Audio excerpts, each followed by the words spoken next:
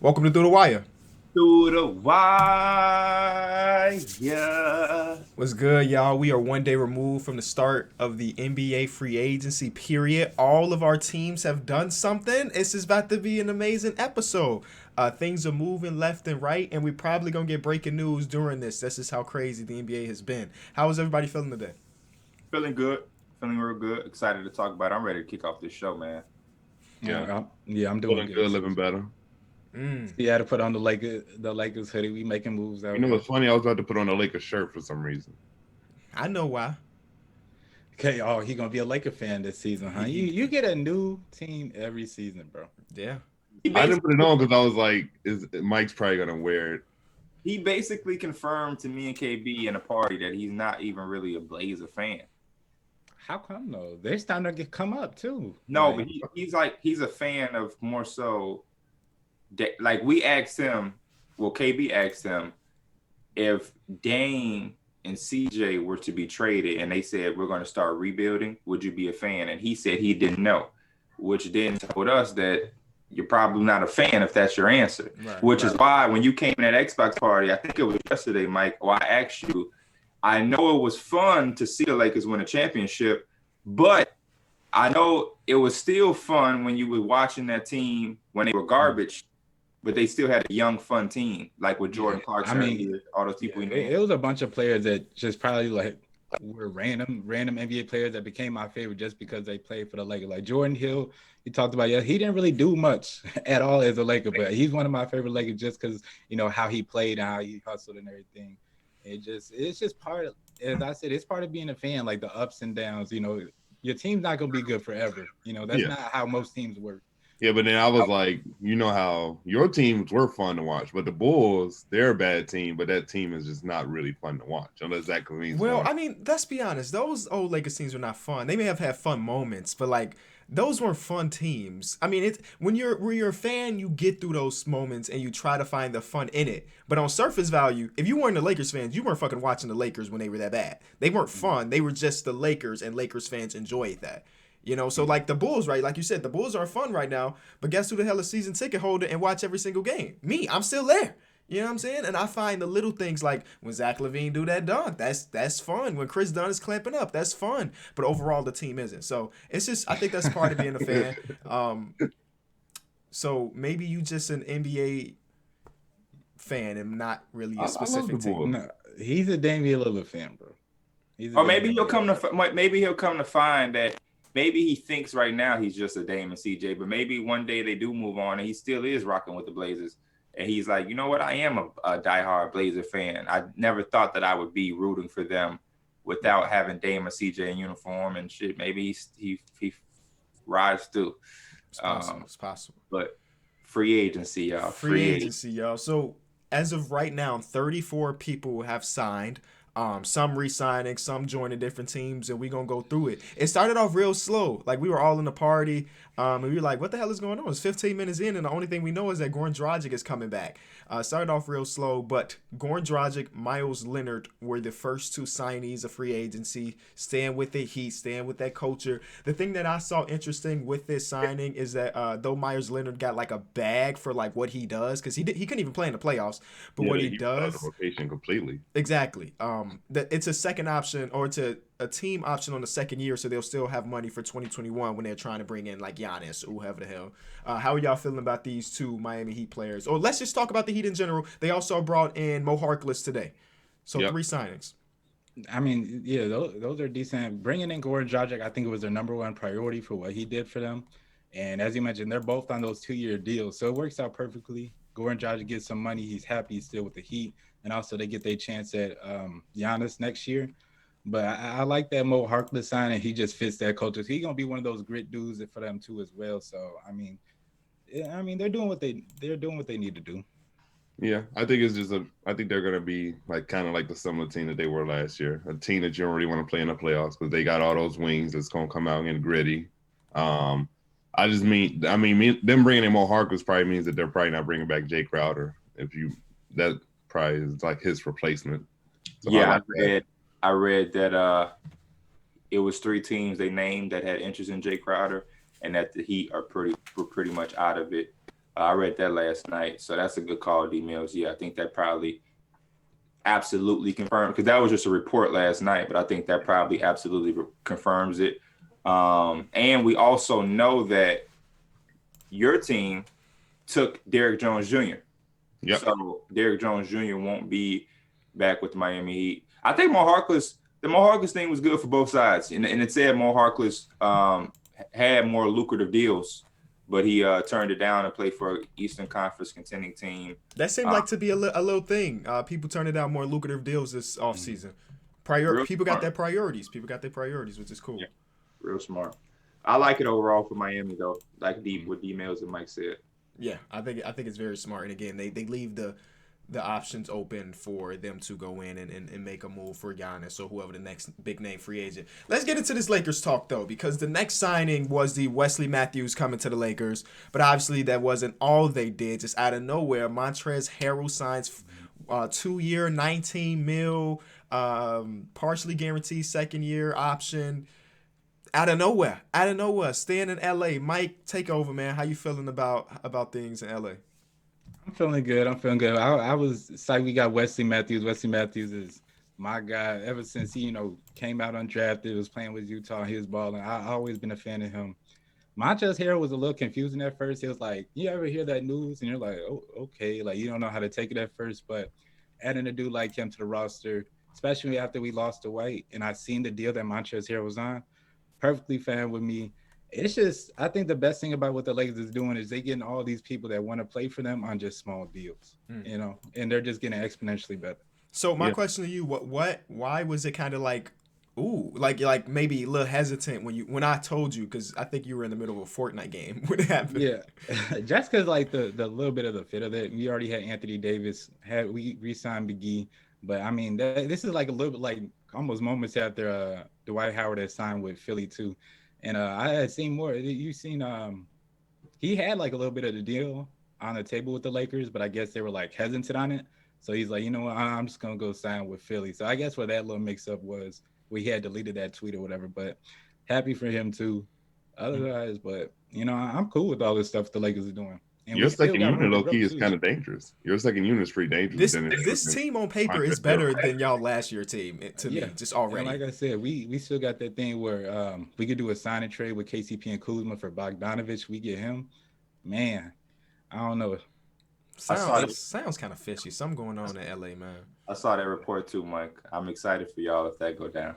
Yeah. Didn't the Atlanta Hawks just become the number one suitor though, like the favorite to get him? They said that they were going to throw offer sheet at him. Yeah, I don't. It'd be hard for me to say who the favorite because the player ain't say nothing. I'm gonna know the favorite is who they sign with. To me, a lot of these reporters gonna make their team try to be the favorite. Yeah. So, but for the Lakers, yeah, I agree with Mike, man. The Montrezl Harrell thing, more so to me, fit. However, I throw that all out the window when I see he's making the same amount of money as Derrick Jones Jr. Yeah. 2 years, $19 million. I think that's the same exact deal that Derrick Jones Jr. got from the Blazers, which is kind of crazy. So, for me, also, man, it makes me look. Maybe I'll take it way more deeper than it needs to be, but it just makes me look at that Clippers team and just wonder what exactly was going on. Because, like, we all know they had, it was like I don't want to say hatred, but there was definitely this rivalry. So for him to jump ship like that, and we saw Pat Bev's reaction, and I know he tried to clean it up afterwards. Like, no, man, I'm happy for my bro, for real. Mm-hmm. But it's something a little weird over there going. It's like the Celtics Heat thing when Ray Allen went to, it's an unwritten rule. Like, you don't go from the Clippers to the Lakers, right? And I know it ain't as deep as the Celtics Heat thing because this is all new. This has been teams. And me and KB was talking about it because part of the reason why at first I was a little bit shocked is because we were expecting Montrezl Harrell to get a little bit of money. Like, he's supposed to get paid. Yeah. And then we were like, how really bad did he do in the playoffs? Or like his value went down. Like, I guess the Clippers just like kind of like let him go at that type of point for that value. I would guess. Oh, I'm sorry. Go ahead. I was about to say, against the Nuggets, he was pretty much non-playable. So yeah, and I don't know how much front offices are looking at that because it was just so different than anything. He had he didn't play any in the the pregame bubble, no regular season. He basically just came in straight in the playoffs and wasn't looking very good. But there was a report that like the Charlotte Hornets offered him more money than the Lakers. So there's a possibility that the Clippers may have offered him the same exact deal, but he would much rather play for the Lakers, which goes to what P was saying. Like, there's got to be a lot of stuff going on in that locker room if one of your top players leaves your team and signs a deal that everybody was like, that's way cheaper than what we thought. And even after the bubble, we thought he was still going to get some type of like decent payday, and he ended up signing for the mid-level exception. So that's an absolute steal for Rob Pelinka and the Lakers, where you couldn't have it any other way. And I do think the fit is kind of wonky, but I thought the same thing going into last season when y'all had Dwight and JaVale. They're going to find a way to put it together. At the end of the day, it's a nice like 15, 16 points and, probably six plus rebounds off the bench. So I'm cool with it. Yeah, y'all now have a lineup that y'all can throw out with him and Schroeder, and LeBron and AD can both sit, and y'all probably will still look decent offensively. His defensive woes can maybe be covered by Anthony Davis as well, too. So yeah, and JaVale. Anthony Davis can, probably play the 5 defensively, and he'll play, whatever. But Anthony Davis will cover up for him. Clutch sports representation. You know what I mean? So Lakers are definitely a better team already on paper going into next season. But it was needed, and it's good to see. If you're like Mike, I think as a Laker fan, it's probably comfortable knowing that this is the type of moves your team is making. Rob Pelinka is saying shit. I want my damn respect too. It's probably what Rob Pelinka is saying, because he making some moves. The rest of the league is getting better, and the Lakers they definitely couldn't come back with that same team. So we just got another signing that we're gonna have to add to the list. God damn it, I really like this signing for this team. Chris Dunn signed with the Atlanta Hawks. That's a good ass signing. So Ron is going to the Clippers, huh? If they just got possibly. He's the exact thing that the Atlanta Hawks need with Trae Young, or behind Trae Young. Yeah. That's great for them. Good for them. Okay, let's talk about Detroit, because Detroit was one of the most active teams over the last couple days. And in record, in the last 2 days, they have made 18 moves to their roster. 18. Yeah. They kind of got hard to follow it all. So they traded Bruce Brown. Yep. They traded for the Houston pick.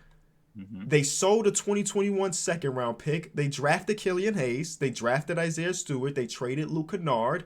They drafted Sadiq Bey. They traded another second-round pick. They drafted Saban Lee. They traded for Dwayne Dedmon and Tony Snell. Both of them got stretched.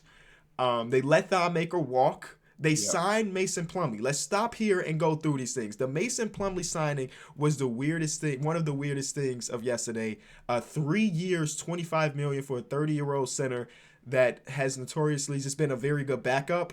And for a team that's trying to rebuild and maybe let their young guys play, it just was weird, especially when you back it up with also signing Jahlil Okafor. Yeah, that's just confused me when you kind of clog up their front court. I mean, once they kind of let that Christian Wood had left too, and all those deals kind of matched, it made a little bit more sense. But I was getting, started to become a little bit of a fan of Detroit with like the young movement they was bringing on. But some of the deals are still are kind of just questionable to me. Yeah, I'm pretty sure during the draft show I had said this is a team that you can see that they're going in the right direction, and then they just come out and make all these weird signings. Yeah, it's I just don't know what the direction is. It's got to line up. Yeah, now you're back at the same point where you're just like, I don't know where the direction is going. Right. But what I will say though, and this probably goes to what Mike always said about me, how I could talk some teams up, but I still kind of like them in that direction a little bit. You draft Killian Hayes. They had a good draft tonight. You drafted Killian Hayes. Mm-hmm. You drafted Sadiq Bey, Isaiah Stewart, even Saban Lee out of Vanderbilt. That's a pretty solid draft class. You traded away Luke Kennard, but that's how you got Sadiq Bey. You still have Sekou Doumbouya, Blake Griffin in that situation. That's what I'm waiting to see happen and unravel. There was chit chatter about them signing Plumlee and Jeremy Grant, which could be a sign and trade for Blake. But then I also heard that there was no way that Blake was going to be traded. So I don't know what's going on there, but I'm still interested to see what happens with Blake. The Jeremy Grant deal I kind of like. Was weird and unexpected, but I kind of like him with them. He wanted a bigger role, so he'll get that. I just don't understand the Mason Plumlee one. That's just my biggest one. I don't like the Jeremy Grant deal. 3 years, 60 is the number. I like Jeremy Grant a lot, and I would much rather he play for a team that's gonna do something. He still can though. That's the reason why I like it, because he signed his deal there. But if things don't go anywhere, he's going to be a high commodity for Detroit. But you think for 20 mil, it'll be easier to make that trade? Money got to match. Everybody's making that type. Like a lot of players are making that type of money. So I mean, the way I see it, right? So if they don't go that way and they want to flip him eventually, like you said, the money does have to match. And a lot of those bad contracts around the league are expired. Like those 2016 contracts are gone. So if I'm trading Jeremy Grant and the money has to match, the team that's traded for Jeremy Grant is probably going to have to give up a valuable player in order to make the money match. Possibly, but I also still look around the league, even with those expiring deals, there are still players that make a little bit more money than you probably would guess they would make. Like Joe Harris, as valuable as he will be for the Nets, he's making like $18 million now on his contract. Derrick Rozier makes $19 million for the Hornets over the next couple of years. So it's like guys are still making that realm of money. Like Jeremy Grant is going to be. But both of those are valuable guys too, right? So for Brooklyn, I don't know how valuable Derrick Rozier is. But that's also, they fall into the category for the Detroit Pistons for me as far, like when I talk about Jeremy Grant, I like the way he played in the playoffs. I want him to play for one of those playoff teams. But I mean, I understand what you're saying, but I just think that like there's this logjam in their front court right now. They drafted Sekou in the lottery, and now they bring in Jeremy Grant, and they already have Blake Griffin. Sekou's probably more of a 4 than a 3 at the end of the day. And then at the center position, they drafted a center. They signed 2 more centers that want to get minutes. It's just very weird. They let Christian Wood go, and he signs a deal that came out of nowhere for the Houston Rockets. There's not a direction. It seemed like a team that going into it, they were going to be like, okay, we're going to put the ball in Killian Hayes' hand. We have to spend some money, obviously, because they have to. But they brought in players that are good on like crazy monster deals that it just doesn't really, it won't fit.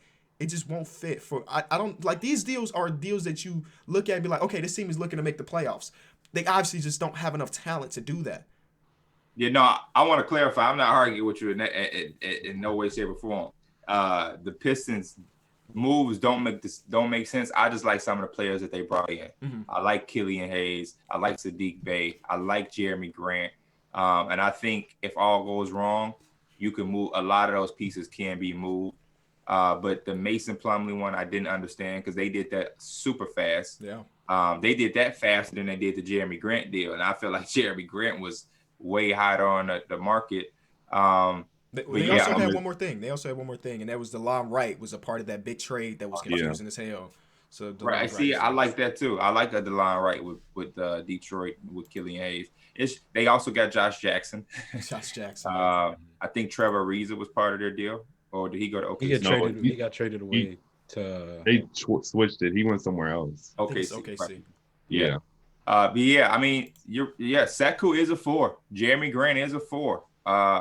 So Saddiq Bey is probably going to be a 4. So yeah, I mean, there's definitely a logjam there. But you know, for a team like the Pistons, they were just trying to accumulate some type of talent, and I guess they did that. And I guess they'll just make it work because hey, they weren't going to probably compete at all, and they probably still aren't, but they have some type of talent at the end of the day. And teams like the Pistons, they do this head scratcher shit every offseason. Like my Knicks, took all the powerful, like all these teams do this fucking head scratcher shit. The thing about the Knicks though is a lot of those guys we took could play 4 or 5. They got guys that are playing one position in the front court. So I mean, they I feel like it's just not gonna go nowhere time soon. It seems like with this load in the front court, the 3 power forwards you just mentioned, you also got to just remember Blake Griffin is going to be always starting. Yeah. So it's like they always got that log jam. It's like if you're going to just do the rebuild, do it completely. You're going to win games with this team. This team has some type of level of like competition that's going to be able to win games for them. You might as well just kind of tank it out and let your young guys grow. Yeah. Agreed. Next one, Derek, one of your teams made a move. Drew Ebanks is coming back. How do you feel about him? You got nothing to say? What do you mean? He's one of y'all young prospects. He's cool. You talking for the Spurs, right? Next. You're not talking about for the Blazers. Next. Oh my God, you are crazy, bro. You are crazy. He's on your team, Derek. He's on the Spurs. D Mills. Stand What? up for yourself, because if that was me saying that, they would say I'd be bullying you. Stand What? up for yourself. It ain't nothing for me to say about Drew Eubanks. Something. Just it was your team making a move. He played for y'all last year. What did you see last year when he played for y'all? That makes sense. Does this signing make sense? I just think they're just bringing him back. Did you enjoy It's his just the play roster last building. season?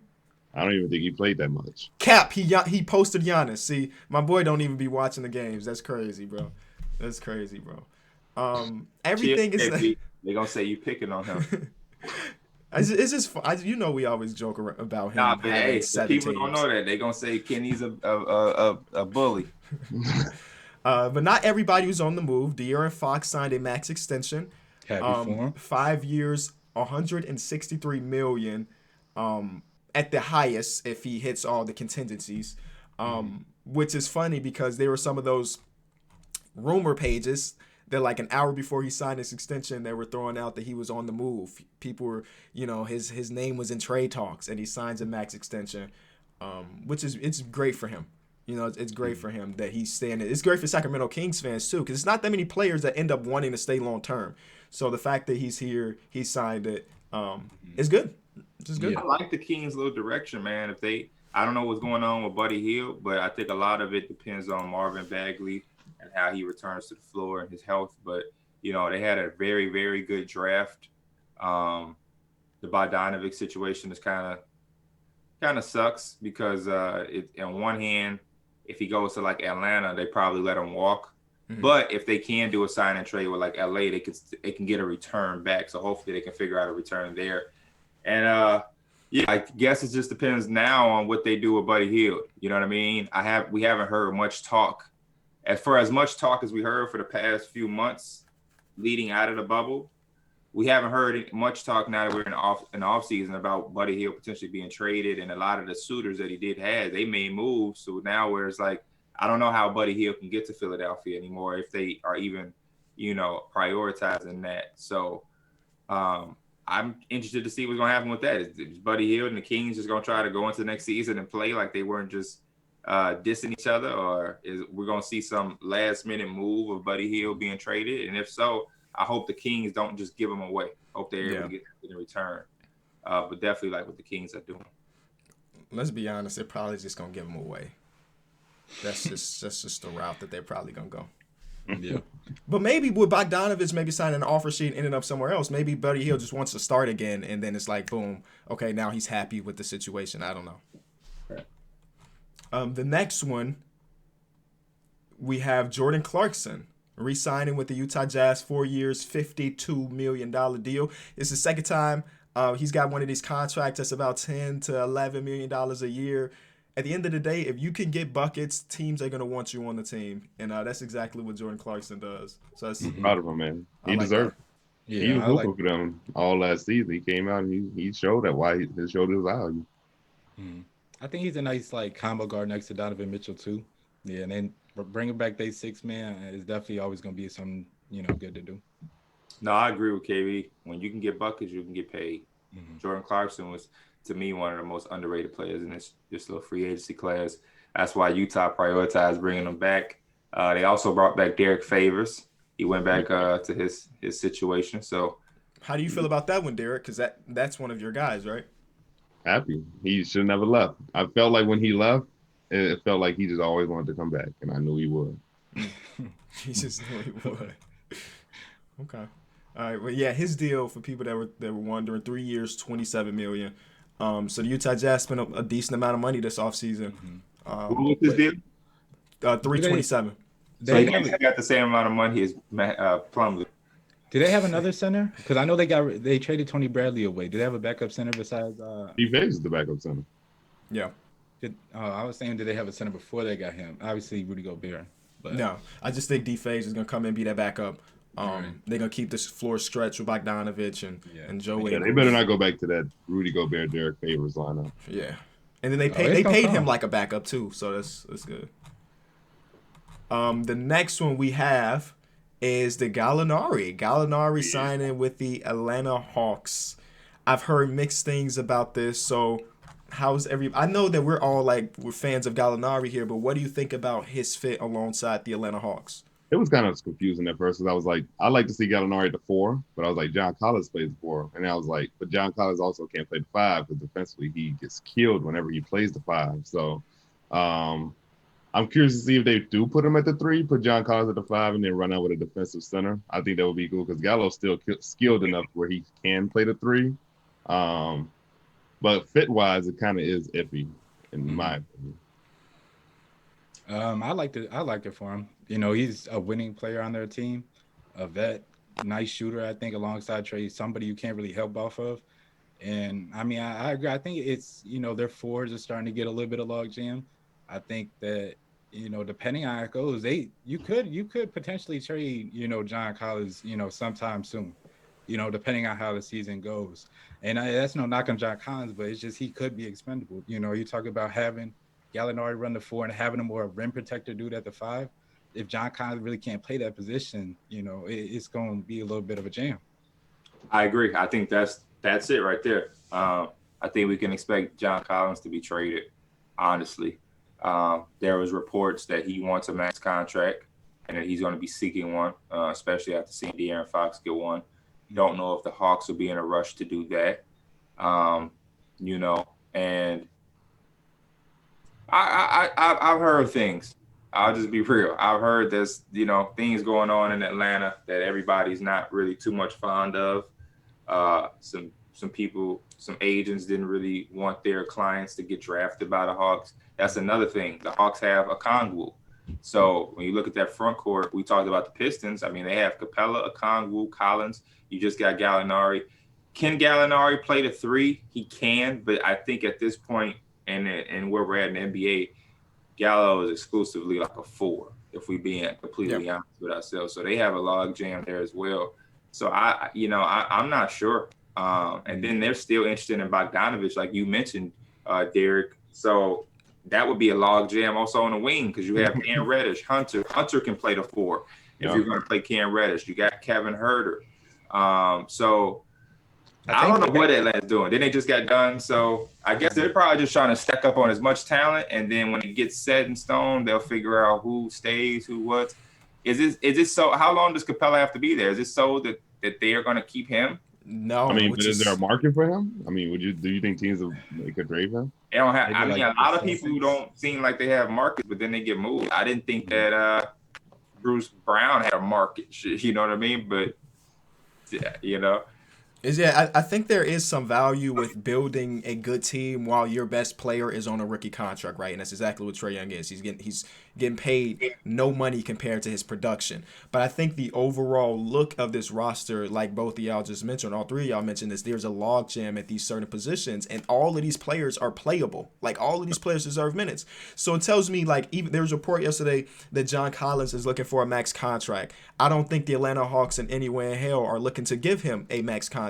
So the Gallinari sign, it could be some insurance for if they do end up moving John Collins or this or that. But I think that this is going to be one of those teams that strictly based off the talent, they're going to be good and probably a playoff team. But I just think it's probably going to take them a while for Lloyd Pierce to figure out what the hell he's doing with the rotations. Is Gallinari gonna be coming off the bench? It's just because he, like P said, he's not a 3 anymore. He's past those times. He's flat-footed now. He's a quality player, but defensively he can't keep up with 3s. John Collins defensively can't keep up with 5s. So what do you? And you still do have Clint Capella, who ain't played a single second for y'all yet. What does the rotation look like? And then you got to look at the fact that Cam Reddish and DeAndre Hunter all. Yeah, I mean, earned those minutes. They were all like on the borderline of starting, and DeAndre Hunter was starting. Cam Reddish was coming off the bench, but I thought Cam Reddish was going to make the jump of starting this year. And then if you bring in Bogdanovich, it kind of just you're not going to slow your development of Cam Reddish. Cam Reddish was hooping. I think to really feel comfortable on this team and just feel safe, you have to fit next to Trae Young. I think the wings that they have with Cam Reddish and DeAndre Hunter, they're eventually going to fit. Like, they're just two-way wings who can shoot, play off the ball. They fit perfectly. Gallinari seems like a fit. You know, John Collins does too, but the inability to run the 5 is just a little bit concerning. in terms of the long term. But I think for all the talent on this roster during the season, they're going to see who fits well next to Trae Young. That's the priority. Based on what we tell John Collins, hey, if you can't defensively give us effort at the 5 position, we won't give you the max. I don't know if it's an effort thing. I just think that he's a little bit undersized. I think too. Not even just that. I just think he's just not good. Like at the center spot. But so you mentioned fit. Based on what we know about these two players, which one fits the best with Trae? Is it Gallinari or is it John Collins? John Collins. Mm-hmm. He's a vertical lob threat. He shot 40% from 3. I think so too. He averaged 20-11. He's one of the most underrated power forwards in the game. Mm-hmm. A lot of people talk about his defense, but Trae Young don't play defense, but we don't talk about it because he's so dynamic offensively. Right, but I think that's the problem though. You can live with one of your best players being not good on defense. You can't have both, right? You can't have both of them. Especially if they're both going to be probably involved in a pick and roll as well. Right. So yeah, it's rough, but I agree with you, P. I think John Collins is the better fit because he is more I mean, who's the better player between the two is a conversation, but he's more versatile than Gallinari because he is a lob threat and because he runs the floor. I'm liking for the future if they do end up trading John Collins. I think having Gallinari at that 4 and then you have a player like Double O at that 5, he could be that same lob threat. He might not be able to shoot it, but he's going to do a lot. He's going to be defensively. He's going to be there. I also wouldn't mind Double O with John Collins. Mm-hmm.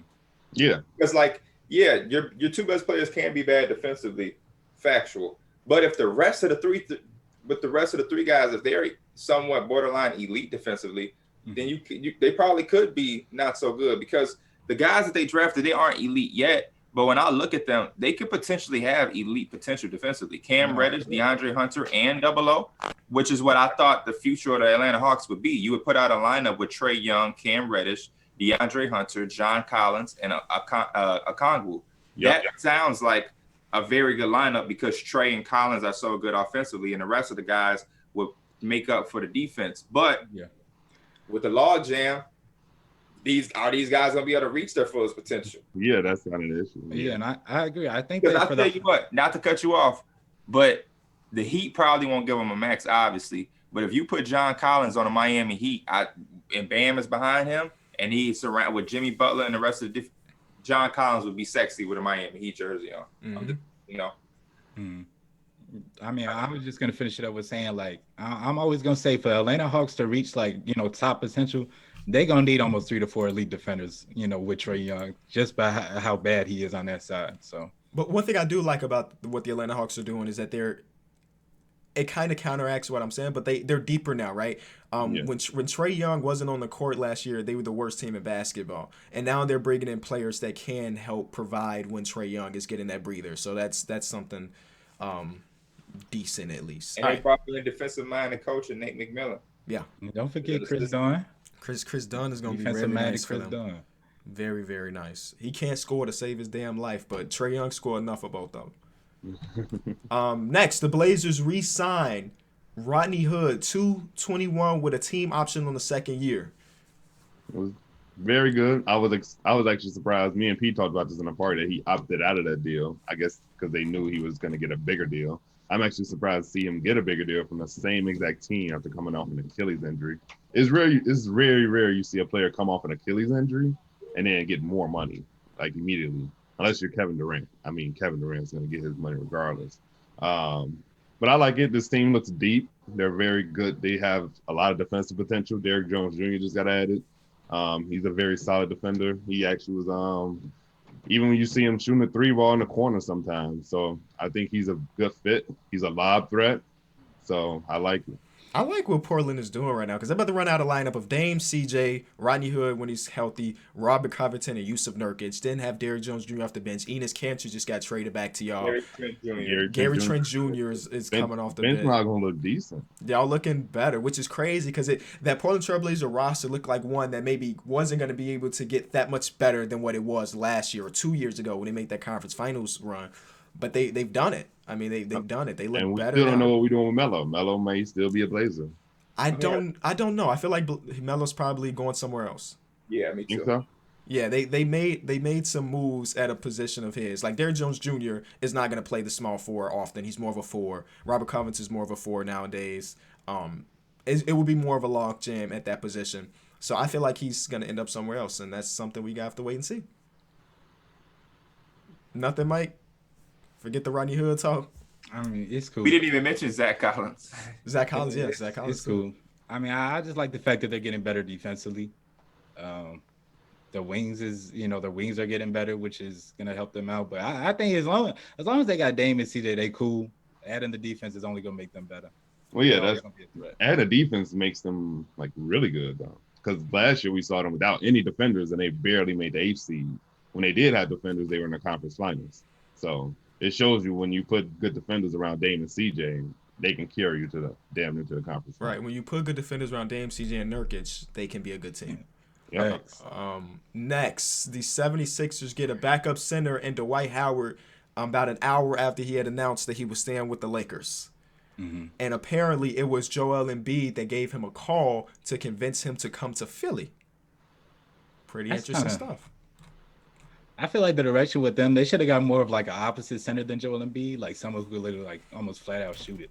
Like, I feel like Joel Embiid just does so much. Like he could do almost everything Dwight Howard do on the defensive end, and then he's just Joel Embiid on the offense. So I think that bringing a more of a shooter type back up would have been like a better sense. Shooting type bigs are kind of expensive though. Do they have the money to even go after like Aaron Baines?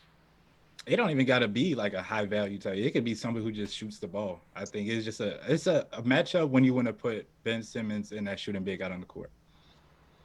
I think it's just an insurance. We know Joel Embiid and his health issues and maybe wanting to rest him and not play him, so much of a season. You still have Dwight Howard backing him up, who if he has to replace Joel Embiid, you could still play the same type of brand of basketball. Of course, he's not Joel Embiid, but, if you wanted to, what do they call it? What do they call it? I don't know. We don't know what you're talking about. I don't know where you're going. I don't know where you're going. I don't know where you were going with the conversation. The Kawhi thing. My mind's going blank. Oh, low manage. Yeah, if you want to low manage Joel Embiid, Dwight can come in and do that. I mean, they still can get a shooting big. I'm sure some are out there, but who is the shooting big that you were talking about, Mike? Yeah, when I think of free agents, It's only Aaron Baines. Aaron Baines is the only one that comes to mind. And I guess Dwayne Dedman now. He's just got stretched. I don't know, man. But Is he shooting big anymore? He had one good year shooting. Yeah, I guess not. But yeah, like he said, this is like insurance because we will see times where Joel's probably sitting out. And Dwight said, well, not Dwight said, but it's rumored that along with Joel Embiid's call, the other reason why he ended up there because playing time. And yeah, that's more playing time. Let's also address how the Lakers did him. Apparently, there was a deal on the table that he thought was a deal, but the Lakers was like, nah, that was just like a mock. That was like a potential deal. We told him, hold off, bro. We said, hold on. We said, hold on. He said, I'll sign that. And they said, hold up, we got to go ask upper management and make sure that's. And they never called him back. So. Hey man, you gotta make it. They look. treated him like a goofy. I would leave. I wouldn't even call him back. I wouldn't even try to negotiate that. I'm gone.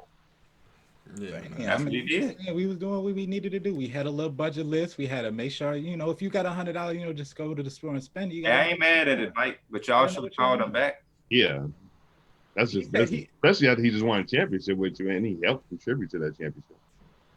He did, and he got a dream for it too. Y'all had him put that tweet out, man. Y'all crazy. He's looking like a damn goofy out there. Next one is one of my favorite signings. Trey Burke is re-signing with the Dallas Mavericks, 3 years, $10 million. Remember, he was out of a job before the bubble, came in and played amazing, and now he's got a long-term contract. So it's good for him. Another guard in their rotation, and we know that he can score when they really need him to. And it's a good story for Trey Burke. Because he was basically out of the league. He's borderline out of the league, and now he's got a 3-year contract. He doesn't shoot it as well as Seth Curry, but them losing Seth Curry, they have a guy who can try to come in and fill that void along with their rookie Tyrell Terry. So Mavericks are having a nice. That's gonna be a spark plug for them. Nice little all season for them. Love the microwave players, man. Next one, another kind of surprising one for me. 4 years, $60 million for Malik Beasley coming back to Minnesota. Thought that was a hefty price to pay for him. I mean, he did show a lot of great flashes when he was in Minnesota, which promising. But they also made some moves like in their guard position. They're trying to figure out, similar to like the Atlanta Hawks, they got this log jam at their top 2 positions, like who's starting, who's coming off the bench. I mean, 460 is usually not a contract you're gonna pay somebody that's coming off the bench. But he probably will because they got Rubio. I still don't know. Is Rubio? So is the backcourt going to be Rubio and Russell? Like, I don't know what they're doing. Exactly. That's what I mean. And then you also have Anthony Edwards. You got the first overall pick too. Yeah. It's like So you got Rubio, Russell, Edwards, Okogie, Beasley, Culver. I mean, some of those guys can play the 3. We know Okogie and Culver can run 3 for sure. But know. even without them, it's still like Ricky Rubio and D'Angelo Russell are both probably point guards, and you're not paying a backup point guard $18 million a year out of it. You don't trade for him if you don't start him at $18 million, and then you draft first overall a shooting guard, and then you bring a guy in. 460 is not a 7th man contract. It's just not. So I mean, like if that, like those first 3 he just named. Rubio, Russell, Edwards. So is Edwards your 3? I think it's because like suspect. KB said, if not, now is Rubio coming off the bench at $18 million? It's so hard because you don't want to have your number 1 pick just coming off the bench. But I think in terms of just like a winning and helping them do that, I think Rubio starting next to D'Angelo Russell, it makes the most sense. Yeah, I wouldn't mind D'Angelo Russell too. I think it's solid. No, I agree. He can run too. That's completely fine. I'm okay with him being off ball. And KB, this is a conversation again. It's a lot of money for Malik Beasley, but he's right there in that ballpark with the rest of those guys. It's another $16 million contract that's going to match up with those other dudes. Jeremy Grant, 20. Joe Harris, 18. Rozier, 19. We still got to see what Fred VanVleet is going to get. Oh, yeah. He's just chilling. And the Knicks ain't used that much money, so you know what I'm saying? Ibaka as well. Ibaka's also chilling. Who is? Ibaka. Oh, Ibaka. Ibaka, there was a post on Reddit where somebody did some real detective work. Because he posted that thing on the Jet? Right. He posted a thing on the Jet, and he said, on to ... And somebody like did some real research. Hopefully I can find it real quick while we're on the subject. But they like looked up flight records to figure out where the hell he ended up going, which is crazy. Insane. Those internet detectives are ridiculous. Yeah, it's kind of actually weird. It's kind of weird how they could just find out things about people. I mean, when you post, you that's the thing, bro. My Trez did the same thing, which is why I was a shocker because he posted LAX, and I thought it was maybe him returning to the Clippers. But I know the Clippers saw LAX and was like, "Motherfucker, you ain't at these offices. Like, you ain't talking. Like, what you doing at LAX? Cause you ain't talking to us." Oh my God, I'm not gonna be able to find this Reddit post. But it was Brooklyn and one other team. So the flight that he was on, or the airport that he was on is a private jet company. You can still look up the logs. And one went to like a place in New Jersey that's like a couple minute drive to Brooklyn. And then the other one was, oh my God, I cannot remember where the other one was. It was a Western Conference team. But okay, whatever. They did it. They found out where he was on his way to. His top 2 places. All right, next one. Oh, go ahead. No, I was gonna say the Brooklyn made sense because they said KD been calling that man phone, which he's like a perfect fit for them too. So it makes sense. Agreed. I'm curious about that Western Conference team. You might have to tell me later once you find out. It ain't yours. You want to know? We just signed another big, man. We good. We signed 2 bigs. All right. The next one, Christian Wood ends up with the Rockets. Another surprise. Not to cut you off, but Kevin Durant's brother, Tony, replied on Instagram saying Serge Ibaka is headed to Brooklyn. Somebody said, "Where's Serge headed to?" And T. Durant commented, "Brooklyn." And then somebody said what you said, KB. Someone found out his flight details, and he's landing at Teterboro Airport at 6:53. People be doing too much, bro. And somebody said, "Wait, for real? Can't tell if you're trolling." And he posted the little flight like thing right there. Y'all can see the map thing on my phone. That's crazy. How do you find out someone's flight? And somebody said, "If this is true, I just looked up that airport, and that means that Serge Ibaka is coming to Brooklyn." DeAnthony Melton has just signed a 4-year deal with the Grizzlies, $35 million. $35 million for him, pretty good. Christian Wood, though, like you were saying before I interrupted you. Christian Wood ended up with the Rockets, 3 years, $41 million. A part of a sign and trade with that 16th overall pick in Trevor Ariza. And this like he is the center that you would want for James Harden type ran offense. Yeah. So it signifies that maybe They're trying to convince him to stay. they're trying to get him to stay. Yeah. Trying to get him to stay, man. Or he's also a center that I wouldn't mind, or a forward that I wouldn't mind having if I package James Harden away to Brooklyn. Because if I get back Spencer Dinwiddie, Karis LeVert, a boatload of picks, and Jared Allen, and I also have Christian Wood there, we ain't too far off. We still a nice young team who's exciting, because that puts you in a lineup of Spencer, Karis. I don't know who their three would be, but you'd have Christian Wood and Jared Allen. That's a nice little four out there, and you still can move Eric Gordon, Russell, who doesn't have all of those guys. PJ Tucker has value to contending teams. PJ Tucker posted something on Instagram with just laughing emojis. Laughing emojis. Yeah. So, Uh-oh. you know, we gotta think about that. NBA players always posting like little subliminal messages. Yeah. He probably seeing everybody getting these bags. You know, he was unhappy with how his contract was being handled. Yeah. Yeah, I would be too if I'm playing 40+ minutes at center. No. At 6'5". At 6'5". All right. Next one, the Latvian Laser. Me and KB was at first scratching our head because the first deal was him signing for $27 million. Right. And we was like, that's very close to the Mason Plumlee deal. Right. Then the post got deleted and he comes back with the 40. That boy said, "Hey, I just saw what Mason Plumlee got, so I ain't signing that yet. Y'all got to up that a little bit." The next one, the Latvian Laser gets a 5-year, $80 million contract, $16 million a year, for the Laser, which is at the end of the day, that's a lot of fucking money for Latvian Laser. I mean, he's great at what he does, but that's a lot of money. Long time too, 5 years. And yeah, he'll be 32 years old once the contract ends. I mean, it also came out with him is that like John Wall requested a trade too, so a lot of stuff is going now with Washington right now. Mm-hmm. I think I'm happy that they brought him back. He was at the top of their list, and they made it happen. So they had to pay for him because everybody was going to be throwing him money. Yeah. So you got to pay. But this contract don't make much sense if John Wall's not there. John Wall does such a good job. But if they get back Russell Westbrook, doesn't it still make sense? I mean, sure, but we can't just say if they do that. Those are the trade talks that you kind of hear. It's a swap between him. But one of them said that like we're not doing that trade 1-for-1. We need extra shit. Was that Houston? Houston's like, you got to give us something extra. I don't know. So I'm not sure, but if I'm Houston and I got John Wall for Russell, I like that deal. Yeah. Really, I just don't think it does anything. It doesn't. But shit, I think John Wall is probably just a little bit more of a. I don't know. He just seems like he's more of a dude that's gonna just kind of like fill all the holes that James Harden does in terms of like leader and playmaker. I know Russell does that, but John Wall is just like a little bit more of a leader, and also he's very similar to Russell in terms of he's getting to the paint. They not looking for a leader. They have James Harden on their team. They need somebody who can take it. Ain't nobody done that in the playoffs. But the reason that he wants out is because he don't want them to build around Bradley Beal. You think he's gonna be cool with James Harden being that dude?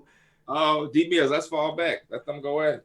I don't know. I'm just trying to go off of what they say. I really don't care. I don't think that does anything. That's exactly what I'm saying. You like it's cool for if Russell Westbrook wants out and they could somehow get John Wall, but like you said, John Wall is having the same issue where he wants to be the guy they build around, which I don't know who's doing that. He's past that part. He's past that part in his career. When they're both healthy, they're pretty much on the same fucking level. I would say Russell Westbrook's probably higher. Yeah, and Russell Westbrook has been higher. For me, if that trade happens, it's just nobody benefits. They're two of the biggest contracts in the league, 2 point guards that are similar in mode. Russell Westbrook is better at this point, especially since John Wall is coming off an injury. This will be James Harden getting the 12th star in a row to play alongside Dwight, Chris Paul, Russell Westbrook, now John Wall. Like, it's just none of those players even got to that point, and John Wall's coming off a goddamn injury where held him out for 2 seasons. Like, it doesn't make sense to me. I look at it from the perspective of James Harden being traded. I saw that they were ready to move on and rebuild or whatever. So if you do trade James Harden to Brooklyn and you got those pieces that we already discussed, I like John Wall in that mix with that team. John Wall, Spencer, Karis, Jared Allen, what's his name? Christian Wood. And you just moving on, you do your thing. I wouldn't mind as a Knicks fan. A lot of Russell Westbrook talk. I would prefer John Wall personally. You know what I mean? We just don't have anything to give to the Wizards because why would they take Julius Randle? But then again, everybody else is doing log jams. So shit, maybe they will take him. I don't know. Why would you rather have John Wall? Just because he's more willing to distribute the ball. And I think he's just more of a floor general. Like Russell, like Chris Paul doesn't average the same number. Like Russell Westbrook damn near averaged 10 assists for the past years, besides like with the Rocks and everything. Like he can pass the rock, but in terms of being like a floor general, someone's gonna like distribute the ball, make sure he's getting his shots. Man, that's somebody like John Wall and Chris Paul does. The same reason you think that that deal with the Wizards for Bertans ain't all that if John Wall ain't staying. I think he can do the same thing with a team like New York, where we have two lob threats of Mitch Robinson and Obi. John Wall, I think, is going to get them the ball. Russell Westbrook, can he and will he? Yeah, but it won't be his first priority. John Wall has always been a guy where he's just as fine with getting 12 assists as he's getting 20 points. Russell, we all know, he's going to get that 20 first. And if all fails when he gets to that rim, if he has to dump it off to you, then fine. Here, Steven Adams. Here's a layup because I just can't get this shot up. But, you know, we all love Russell and his dynamic ability. But I think when you have a young team like New York, and you want those guys to get shots, John Wall will help them get shots. So, okay. But no, John Wall definitely hasn't played in 2 years, so Russell has the upper hand. Okay, yeah, that's the biggest knock. That's the only knock I guess you kind of really need on John Wall is he hasn't played in the last 2 years. That's but a big knock, Mike. If he can come back, just stay on the floor for especially for a guy that was like relied on his speed and athleticism. 2 years without playing basketball, professional basketball that's something. Yeah, I just can't believe that report is real though. Yeah. That he was shocked to find out they were building around. Like, was he just not watching the Wizards game or something and not seeing how good Bradley Beal was and him missing that time? Like, it just don't make sense, bro. He must have been in the locker room still like this still my shit. Like, being the number two as the point guard and your John, that does not seem bad, Yeah. I agree. Because he said we're still friends and all that. I mean, I don't know. It's kind of weird. Hey. That relationship has always seemed weird. I mean, there was rumors years ago about them not getting along in the locker room. Yeah. Basically the same thing, that one of them wanted to be the guy and the other one did it. And then they said that was cap, and now here we go. Mm-hmm. Just in case it probably the biggest deal of the entire day, the vice president of the NBPA, Garrett Temple, signed with the Chicago Bulls. Derek, you're the biggest Bulls fan on the podcast, so how do you feel about this one? I like it. He's a dynamic player. He answered that like you just said, like what you just said was true. I mean, just a solid backup guard. I like it. I mean, there ain't really much to say about Garrett Temple coming to the Bulls. Yeah, it's cool. I just think it's leadership type stuff. I don't think GT is gonna get that much PT. You feel me? PT. Yeah. How does GT feel about not being built around Kyrie? Yeah. Bro, I was looking at his numbers last night. I guess in the bubble he was actually spazzing. He was really playing real well with that Brooklyn team that didn't have nobody. But he's also 34. And my girlfriend said that we have the best looking team in the NBA right now because of Garrett Temple's now on it. Oh wow, Suzanne. Hey, you might have to question Suzanne because Garrett Temple looks like one of y'all friends. Mike Mason. Oh, he does look like Mason. That's funny. That's funny. Now to the Knicks. The Knicks signed Alec Burks. I love it. I love Alec Burks, man. I love Alec Burks in his game. He's not no big, he's not Fred VanVleet coming to New York, but I love Alec Burks' game. It makes sense because we have the guy who drafted him now works with the Knicks, so Walt Perrin. So it's all good though. But I like Alec Burks. Combo guard, can score. I just like Alec Burks' game since Colorado, man. Alec Burks got game to me. 1 year deal again. We're doing smart things, so I'll take it. Bobby Portis is going to the Bucks. Bobby Portis in the Bucks. Hey, that's gonna be funny. Space the floor. Bobby Portis love that 3-ball. Anybody who team Bobby Portis play for, Bobby Portis don't mind shooting that thing. So he won't be coming back to the Knicks. Cool. Sheesh. No, I like Alec Burks for y'all too. It would surprise me if he did the same thing he did for the Warriors last year, where he just get buckets and he just up his value, and then like a contending team try to trade for him. So Yeah. I think that's a good sign up for the Knicks. Thank you. Next, Marcus Smart gets a bag, 4 years, $64 million from the Clippers. They Who? lock him up. You said You said Marcus Smart. Marcus You Morris. said I'm Marcus sorry. Smart. You had me confused. I was like, hold on, Marcus wait, Morris. what? My apologies. Marcus Morris. 4 Yeah. years, 64. I was actually Don't surprised need to see this signing. Honestly, I thought it was pretty lucrative, especially for a guy who really didn't do much in the bubble. But I mean, sure. They gonna need some of that scoring back. I guess they needed to pay somebody since. Bogdanovich is funny. He just posted a picture on Instagram 50 minutes ago, and the man got King's shorts on and shit. Like, what are you doing, Bogdanovich? Come on, bro. What are you doing? Stop doing stuff like that. Just announce where you're going. Sign with somebody already. We know you're not going back to Sacramento. And if you do, I'm not going to be a big fan like I was because you just did all of this for nothing. But no, it's not really up to him. If Atlanta offer an offer sheet, no, if they match it, that's Sacramento, fine. yeah, Sacramento But if just he's match just it. going back, then Yeah, that would be weird. I know he'd be pissed if they match it. You know who that happened to? Eric Gordon. Eric Gordon wanted to lead the Pelicans years ago to go to Phoenix, but the Pelicans matched it, and I know it was just pissed. I know he was like, bro. I would hate to want to get out of a team and then they match my offer. You match it, yeah. A lot of places use that as leverage too. Like remember with the Bulls, like Zach, go get an offer. Yeah. We'll match it, but show us what your value is. And it was Sacramento with like $20 million a year. That would suck for him because if they like, bro, you fucked up our deal. We wanted Dante DiVincenzo. Now we're wherever you go, we gonna match it, buddy. Right. Justin Holiday, 3-year, worth a little more than $18 million. Not super specific on the number just yet. But he's staying in Indiana. Good 3-and-D guy. I think we all probably really like this deal for them. Yeah.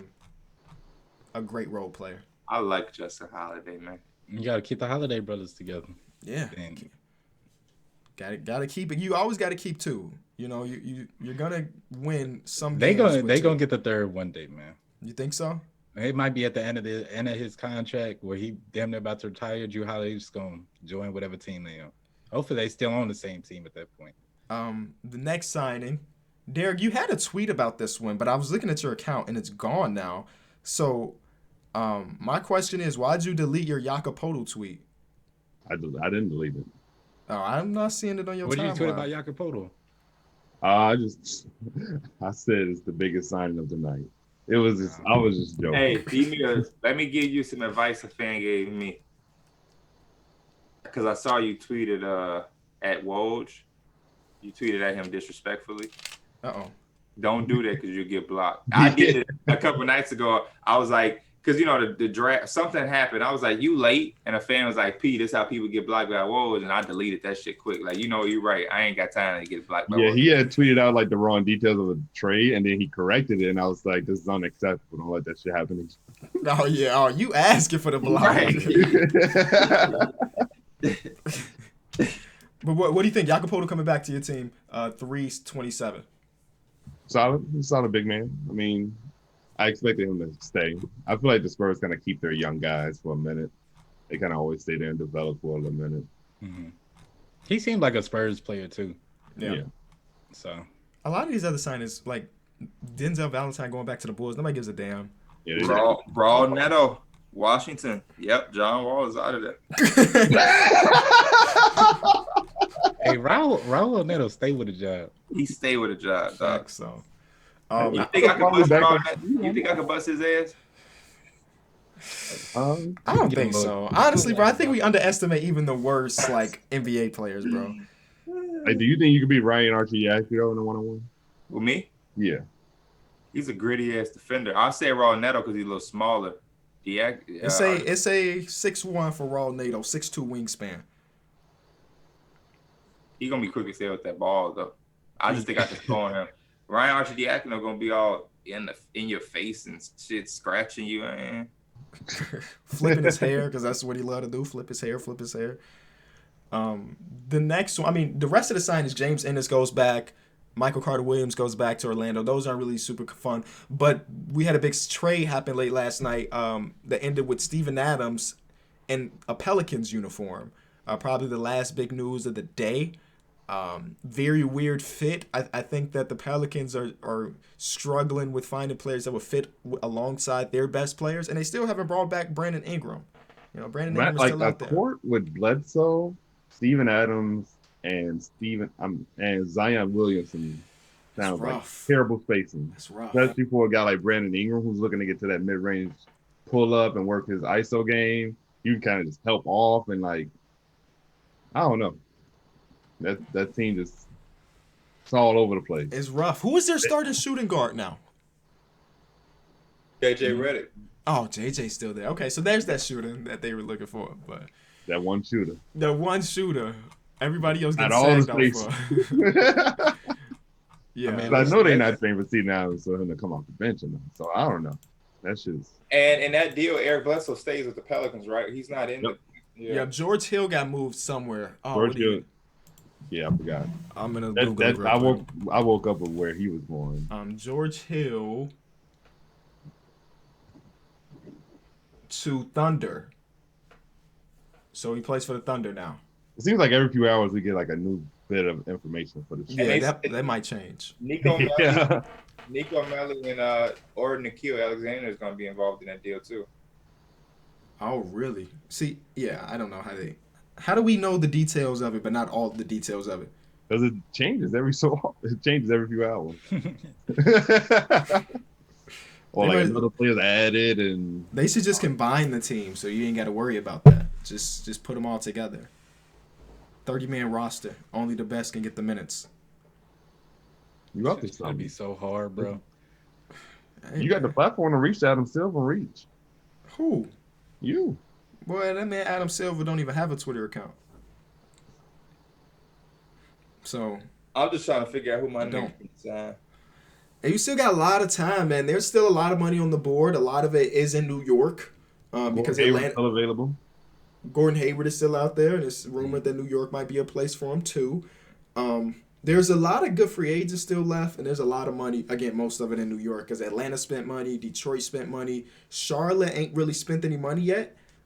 So that's also another They're also place. not a free agent destination. I know Hey, when you Rondo's got still money, out there. you are. He gonna help one of these teams. Facts. He's probably going to the Clips. I feel like that's Damn. probably done deal. I think that's it. That's free agency, man. Day one. You know, we'll come back on Tuesday and we're gonna have day 2, day 3, and day 4 under our belt. We'll talk about everything that happens in that time. We'll see y'all then. We out.